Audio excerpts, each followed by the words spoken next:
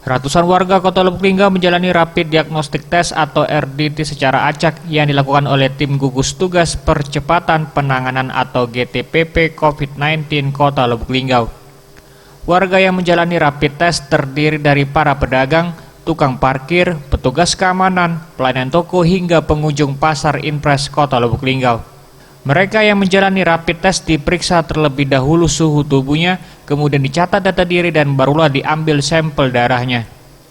Tidak hanya di pasar Impres Kota Lubuk Linggau, Rapid Diagnostic Test atau RDT secara acak digelar juga di Pasar Bukit Sulap Kota Lubuk Linggau. Dan jika nantinya diketahui hasil rapid test reaktif COVID-19, maka warga tersebut akan menjalani isolasi di Rumah Sehat Silampari. Dan tentu kita sudah lakukan penanganan baik yang sudah terkonfirmasi positif maupun OTG dan OTP. Hari ini kita melakukan rapid test acak dulu di pasar ya. Satu lokasi pasar ini kita ambil 200 orang, baik itu tukang parkir.